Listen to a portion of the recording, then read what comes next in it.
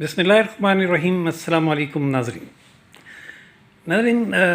सबसे बड़ी और गर्म ख़बर तो आजकल की जनरल फैज़ हमीद साहब की गिरफ़्तारी और उनकी कोर्ट मार्शल ही की है।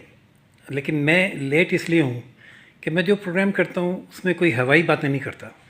अगर मैं अकेला करता हूँ तो अपनी इंफॉर्मेशन की बेस पे करता हूँ, और जो मेरा सब्जेक्ट ना हो तो फिर जो रेलिवेंट शख्सियत है या सहाफ़ी है या कोई जानने वाला है उससे गुफ्तगू किया करता हूँ। तो इस वक्त हमारे साथ मौजूद हैं इजाज़ अहमद साहब, GNN और डिफेंस की बीट करते हैं और एक अरसे से इनका डिफेंस से रिलेटेड ख़बरों से और तज्ज़ियों से ताल्लुक़ है। हम इनसे जानते हैं कि जो कोर्ट मार्शल की कार्रवाई शुरू हुई है इसकी बेस क्या है और ये कहाँ तक जाएगी, और क्या इसके कोई पॉलिटिकल इम्पैक्ट्स भी होंगे, और या ये सिर्फ फ़ौज के अपने अंदरूनी पर्पसेस के लिए है कि उसमें कोई रिजेंटमेंट और बगावत थी तो सिर्फ उसको कुचले जाने की कोशिश है। बात करते हैं इजाज़ अहमद साहब। अस्सलाम वालेकुम इजाज़ साहब। देखिए, ये जो फैसला है गुज़िश्ता रोज़ सामने आया, ये जो आपकी ये जो नोशन थी कि शायद कोई अंदरूनी टेंशन, कोई बगावत, ऐसा मामला बिल्कुल नहीं है। फ़ौज में लोगों की अपनी राय होती है, दरबारों में बहुत खुलेआम वो उस राय का इजहार करते हैं। नौजवान ऑफिसर्स हों, सिपाही हों, जो नॉन कैडर अफसरान होते हैं, नॉन कमीशन अफसरान जो होते हैं वो हों, जो भी हों, वो अपनी राय का इजहार बहुत खुल कर करते हैं। ये जो जनरल फैज़ हमीद वाला, ये कोई मामूली मामला नहीं था। देखिए, एक तो जनरल फैज़ हमीद जो है उन वो जिन पोजीशंस पर है वो बहुत क्रिटिकल थी। वो कोर कमांडर पेशावर रहे, वो एक क्रिटिकल पोजीशन है पाकिस्तान अफ़गानिस्तान के तनाजुर में, दहशतगर्दी की जंग के तनाजुर में। उससे पहले वो DG ISI रहे, उससे पहले वो DGC रहे ISI में। तो ये इन पोजीशंस पर उन्होंने काम किया। अच्छा, फिर एक सवाल ये भी है कि जनाब वो जो पहले जब वो 2018 में सियासत में मुदाखलत कर रहे थे तो वो उस वक्त क्यों उनके खिलाफ कार्रवाई नहीं हुई? 2018 में जब जो कुछ भी वो कर रहे थे, ये आपने क्या किया, सियासत में मुदाखलत कर रहे थे वो? एक सवाल ये कल उठा है ना। अच्छा, कहाँ बहुत उठा सारे है? लोगों ने सोशल मीडिया पर भी उठाया है और कई लोगों ने मुझसे बात करते हुए भी उठाया। अच्छा। लेकिन वो ये बड़ा रेलिवेंट सवाल है। लेकिन 2018 में वो जो कुछ भी कर रहे थे उस वक्त वो DGC के ओहदे पर थे, और वो जो अदारे की पॉलिसी उस वक्त थी, उस वक्त की आर्मी चीफ की जो पॉलिसी थी, क्योंकि आर्मी चीफ की पॉलिसी अदारे की पॉलिसी होती है। मैं 30-35 साल से कवर करता हूँ डिफेंस को। मैंने ये देखा है और मैंने कई जनरल हजरात से भी ये पूछा। वो ये कहते हैं कि बहुत खुलकर को गुफ्तगू होती है जब भी अस्करी क़यादत का इजलास होता है। तो उसमें जब भी गुफ्तगू होती है, तमाम जो अस्करी कायदीन हैं, जो ख़ास तौर पर कोर कमांडर्स हैं, टॉप ब्रास, वो अपनी अपनी राय का इजहार करते हैं। लेकिन आर्मी चीफ फिर उनके ऊपर ये बताते हैं कि असल पोजीशन ये है, और अपने पास मौजूद इतलात की बुनियाद पर, और फिर जो चूँकि वो टॉप मैन है तो वो ये फैसला करते हैं, और वो ये कहते हैं ये मेरा फैसला, और फिर पूरी फ़ौज को उसके उस फैसले के पीछे खड़ा होना पड़ता है। पाकिस्तानी फ़ौज की ये डिसिप्लिन भी है और यही रवायत तो भी है। क्या फैज़ हमीद साहब वो फैसले तस्लीम नहीं कर रहे थे? क्या गिरफ्तारी की वजह क्या है, ये बताएं। जो 2018 में थी वो तो वो कर रहे थे, फिर पोजीशन तब्दील हुई, और उस वक्त आपको शायद इल्म में हो या नहीं हो, इमरान खान ने जनरल बाजवा को एक बार रात के 1 बजे के करीब कॉल करके ये कहा कि I don't want Asim Munir to be as the chief of the ISI। अच्छा। यानी वो नहीं चाहते थे कि general Asim Munir ISI chief के तौर पर काम करें। वजह क्या थी? वजह सिर्फ ये थी कि जनरल आसिम मुनीर जो हैं उन्होंने एक फ़ाइल प्राइम मिनिस्टर को भिजवाई थी जो फ़राग होगी और बुशरा बीबी से मुतालिक थी, जिसमें ये चीज़ें इस्टेब्लिश थी कि वो ट्रस्ट पंजाब के मामला में मुदाखलत करते हैं। कुछ माल बनाने की बातें थी, ख़ास तौर पर प्रॉपर्टी के मामला, ट्रांसफ़र पोस्टिंग्स के मामला। वो तमाम बातें जो बाद जो है वो और ज़राए से भी कंफर्म हुई। वो ये सियासी वाक़या तो एजाज़ साहब हमारे सामने है, तो इनकी गिरफ्तारी की बुनियाद क्या यही वाक़यात हैं? जी, कल का जो स्टेटमेंट है वो ISPR का वो बड़ा सेल्फ एक्सप्लेनेटरी है। उसमें एक पैरा तो पहला पैरा है जिसमें टॉप सिटी का मामला बताया गया, और ये टॉप सिटी का मामला मामूली मामला नहीं है। उसके बाद फिर वो तहकीकात हुई। तहकीकात होने के बाद जनरल आसिफ इनको जो है वो जनरल फैज़ हमीद को कोर्ट मार्शल का फैसला हुआ। अच्छा, इसमें अब दो चीज़ें हैं। एक तो कोर्ट मार्शल का जो फैसला है, ये कोर्ट मार्शल कोई मामूली बात नहीं होती। वो भी हाईएस्ट लेवल पे। मैंने और इस लेवल पर, एक तो पहले सीनियर अफसर हैं जो इस लेवल के थे, DGI इन ओहदों पर रहे और उनका कोर्ट मार्शल का फैसला हुआ। कोर्ट मार्शल जब होता है तो ये बैजेस जो हैं ये नोश लिए जाते हैं। ये मुझे एक सीनियर फौजी ऑफिसर ने बताया, और वो उस रेजिमेंट में, उस रेजिमेंट के सिपाहियों के सामने, उस रेजिमेंट के अमले के सामने ये सब कुछ होता है।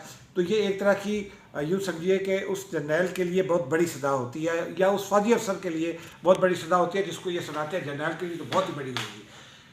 लेकिन इसमें इंपॉर्टेंट सवाल ये है कि उनको गिरफ्तार क्यों किया। वो सेकंड पैराग्राफ जो है वो बताएं क्या है? सेकंड पैराग्राफ मैं समझता हूँ कि पहला पैराग्राफ है, उसकी वो लाइन जिसमें ये बताया गया है कि पोस्ट रिटायरमेंट उन्होंने उनके बहुत सारे जो मुतादिद वाक़यात सामने आए हैं डिसिप्लिन के खिलाफ वर्जी के। दो वाक़यात तो मेरे इल्म में हैं, ज़ाती तौर पर मेरे इल्म में हैं। एक तो ये था कि उनके भाई को गिरफ़्तार करने के पूरी वो पहुंची थी पंजाब एंटी करप्शन की टीम लतीफ़ाल, जो उनका गांव है, और उनकी मौजूदगी में उनके लोगों ने उनके भाई को छुड़ा लिया था, और वो छुड़ा कर ले गए थे उनको कहीं और। बाद में उनको गिरफ़्तार किया गया।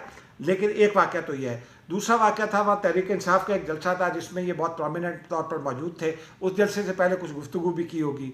ये सब मामला अपनी जगह, लेकिन दो तीन चीज़ें बहुत ही सिग्निफिकेंट हैं जो मेरी इतलात के मुताबिक ज़राए ये कहते हैं। एक तो कुछ नेशनल सिक्योरिटी कॉम्प्रोमाइज़ की सूरत हाल थी।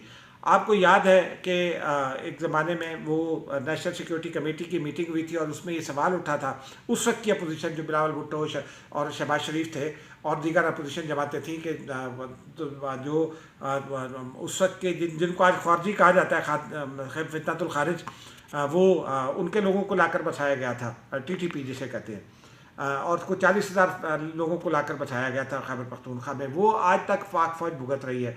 तो पाक फ़ौज पर बराह रास्त हमले हो रहे हैं, वो लिंक है उससे, और उसमें जनरल फैज़ का नाम आया था। तो एक ये मामला मेरी इत्तला के मुताबिक ये बहुत संजीदा मामला है। और उस वक्त तक जनरल फैज़ जो है वो पहले तो ओहदे पर थे, लेकिन बाद में रिटायर हो चुके थे। और फिर उसके बाद जो एक सियासी जमात है PTI, उसके सोशल मीडिया के हवाले से जो पिछले दिनों डिजिटल टेररिज्म का इल्ज़ाम आयद हुआ था, बाज़ ज़रा ये कहते हैं कि सोशल मीडिया हैंडलिंग में भी जनरल फैज़ का हाथ था। अब ये इल्ज़ामात, इनमें कितनी सदाकत है ये तो जब कार्रवाई शुरू होगी, तहकीकात तो हो चुकी, जब कार्रवाई शुरू होगी, एक जैक ब्रांच में अदालत लगेगी, फील्ड कोर्ट मार्शल जनरल की कार्रवाई शुरू होगी, तो उसमें इनका वकील उसको चैलेंज करेगा और दूसरे वकील एस्टेब्लिश करेगा, तो बात समझ में आती है। लेकिन फिर मैंने 3-4 ऑफिसर से ये पूछा, कहते हैं कि 10 नुकाती एक चार्जशीट है। अच्छा, इसमें 9 मई थी, 9 मई भी है? मैंने 3-4 सीनियर लोगों से ये पूछा कल, उन्होंने मुझे कहा कि आपकी समझ में क्या आया, तो मैंने उनसे कहा कि मेरी समझ में 9 मई आया है। तो मेरी इतला ये है कि 9 मई के हवाले से कुछ चीज़ें जो हैं वो तब पूरा का पूरा तो शायद ना हो, लेकिन 9 मई के हवाले से बहुत सारे जो इशारे हैं वो जनरल फैज़ की तरफ जाते हैं। और वो लाइन है जिसमें ये कहा गया है कि पोस्ट रिटायरमेंट उनके कुछ मामलात हैं, तो वो मामलात 9 मई से मुतालिक हैं। और मैं आपको ये इन्फॉर्मेशन की बुनियाद पर ये कह सकता हूँ कि जनरल फैज़ के ख़िलाफ़ जो कार्रवाई होगी वो खाली जनरल फैज़ तक महदूद नहीं रहेगी।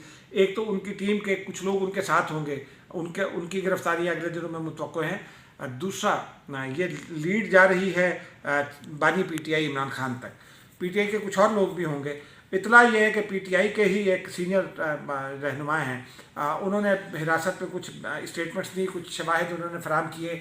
उसके बाद PTI सोशल मीडिया के कुछ लोगों ने, कुछ जो सेकंड कैडर के लोग हैं, उन्होंने कुछ शवाहिद फराम किए। उन शवाहिद की बुनियाद पर यह कार्रवाई हो रही है। अब ये इस्टेब्लिश होगी जब ये कार्रवाई शुरू होगी, लीगल प्रोसेस शुरू होगा। लेकिन ये एक आपको मैं बताता चलूँ कि एक 3 स्टार जनरल के ख़िलाफ़ कोर्ट मार्शल भी आसान फैसला नहीं होता, लेकिन फिर उनको हिरासत में ले लेना। नॉर्मली ये होता है कि बड़े अफसरान के ख़िलाफ़ जब कोई इल्ज़ामात आते हैं तो उनके ख़िलाफ़ एक कार्रवाई हो रही होती है, जैसे जनरल असद दुरानी के ख़िलाफ़ हुई जब उन्होंने एस के दौलत के साथ किताब लिखी, तो उनके ख़िलाफ़ जो है वो एक कार्रवाई हुई, और उस कार्रवाई में उनको गिरफ़्तार नहीं किया गया था। उनकी पेंशन जब्त करने की बात हुई और उनके रैंक वापस लेने की बात हुई, लेकिन हालांकि वो बहुत पुराने रिटायर हो चुके हैं। वजह इसकी ये है, इस कार्रवाई की, कि ये जो एक तो सियासत 2 साल तक आप नहीं कर सकते सियासत, और कोई पॉलिटिकल एक्टिविटी, कोई ऐसी एक्टिविटी नहीं कर सकते जो कौमी मफाद के ख़िलाफ़ हो, कौमी वक़ार के ख़िलाफ़ हो, सियासी मफादात के हक़ में हो। एक बात तो ये है, लेकिन ये एक ज़िम्मेदारी होती है। ये जिम्मेदारी आप पर इन ओहदों पर जो इंतहाई सेंसिटिव होते हैं, आप पर यह जिम्मेदारी आयद करती है कि आपने अपनी सर्विस टेन्योर के दरमियान जो कुछ भी अदारे के लिए किया है, वो आप प्राइम मिनिस्टर हैं, आप सेक्रेटरी दाखिला हैं, आप वज़ीर दाखिला हैं, आप वज़ीर ख़ारजा हैं, वज़ीर दिफा है, सेक्रेटरी ख़ारजा, सेक्रेटरी दिफा है, या आप टॉप ब्रास में शामिल हैं। आपने जो कुछ भी किया वो राज रहना चाहिए। ये मामला इंतहाई सेंसिटिव हैं, और ये ख़ास तौर पर सिविलियन क़यादत जो है वो राज़ों का हवाला मैंने इसलिए दिया है कि इमरान खान इसमें इन्वॉल्व हैं, तो इसलिए ये बहुत संजीदा मामला है। आपका मतलब साइफर का मामला भी है, बिल्कुल है, लेकिन अच्छा, 9 मई की प्लानिंग जो है, अच्छा 9 मई की प्लानिंग जो है वो इमरान खान ये तस्लीम कर चुके हैं कि 9 मई को एहतजाज की कॉल उन्होंने दी थी डिफेंस इंस्टॉलेशंस पर। अब वो मामला अगर उसमें जनरल फैज़ की तो क्या ऐसा हो सकता है कि फौज इमरान खान को अपनी तहवील में ले ले? यकीनी तौर पर जब वो मरहला आएगा तो अपनी तहवील में लिया जा सकता है, क्योंकि जो आर्मी एक्ट की बात दफ़ात ऐसी है कि अगर आप सिविलियन भी हैं, लेकिन आप इन convince with any person in uniform, अगर आप उन convince with the person in uniform अगर आप कुछ कर रहे होते हैं तो फिर आप भी लायबल होते हैं मिलिट्री कोर्ट के। उस बुनियाद पर हमने देखा माजी में कुछ बहुत सारे लोगों का ट्रायल हुआ, तो और सुप्रीम कोर्ट और हाई कोर्ट्स के फैसले भी मौजूद हैं इस केस में। अच्छा सर, कुछ ये जो सोशल मीडिया और मीडिया के लोग हैं, इनके खिलाफ भी कार्रवाई हो सकती है? इनके खिलाफ यकीनी तौर पर कार्रवाई होगी। इस केस में 9 में शायद ना हो, लेकिन इनके खिलाफ कार्रवाई होगी। कार्रवाई कैसे होगी? अभी गुज़िश्ता रोज़ PTA ने फायरवॉल तो इंस्टॉल कर दी है, लेकिन एक और फैसला किया जो बहुत ही सिग्निफिकेंट है। 6 महीने से इसकी तैयारी की जा रही थी। वो मेरी इतलात के मुताबिक फ़ैसला ये है कि जो यूट्यूबर्स हैं या जो भी पाकिस्तान में कोई काम करना चाहते हैं, जो सोशल मीडिया पर पाकिस्तान को बदनाम कर रहे हैं, उसको उसके तदारुक के लिए है कि आपने कोई ऐप बनानी है, सोशल मीडिया ऐप, आपने सोशल मीडिया पर कुछ भी करना है तो आपको अपने आप को रजिस्टर कराना पड़ेगा। इब्तदाई तौर पर 15 माह की मुद्दत मुकर्रर की गई है। 15 माह के लिए की रजिस्ट्रेशन के बाद रिव्यू किया जाएगा आपको, और फिर आपको रजिस्ट्रेशन कंटिन्यू रखने की या ना रखने का फैसला आपका होगा। लेकिन जो यूट्यूबर्स 9 मई के हवाले से इन्वॉल्व हैं या उस प्रोपेगेंडे को आगे बढ़ा रहे हैं, कौमी अदारों पर हमला आवर हैं, कौमी अदारा सिर्फ पाक फ़ौज की बात नहीं कर रहा हूँ, हमें अदलिया को जिस तरह से जो है वो बदनाम किया जा रहा है पिछले काफ़ी अरसे से एक ख़ास पॉलिटिकल लीनिंग के लिए, यानी PTI के लिए, तो वो भी बड़ा क्वेश्चन है। पाकिस्तान के वक़ार को दांव पर लगाया जा रहा है। सोशल मीडिया पर शंदाना गुलजार के ये बयानात मौजूद हैं कि इमरान खान नहीं तो कुछ भी नहीं। सनम जावेद के बहुत सारे बयानात मौजूद हैं। इस किस्म के जो लोग हैं वो सोशल मीडिया पर मौजूद है। तो ये तमाम जो इस पूरे स्पेक्ट्रम में ये कार्रवाई होगी और ये आप जल्द होते हुए देखेंगे। बहुत शुक्रिया एजाज साहब, आपने बड़ी तफसील से बताया कि गिरफ़्तारी किस इशू पे हुई, क्या मामला हैं और आगे कौन कौन लोग इससे मुतासिर हो सकते हैं और क्या नताइज सामने आ सकते हैं। तो नाज़रीन, ज्यों इस मामले में कुछ डेवलपमेंट्स होंगी, हम उसके साथ उसी की मुताबिकत से एजाज साहब को दोबारा भी ज़हमत देते रहेंगे। अब तक के लिए इतना ही। इजाज़त दीजिए राशिद भी, और एजाज साहब को रोशन पाकिस्तान न्यूज़ से। चैनल लाइक, सब्सक्राइब और शेयर करना ना भूलिएगा। अल्लाह हाफ़िज़।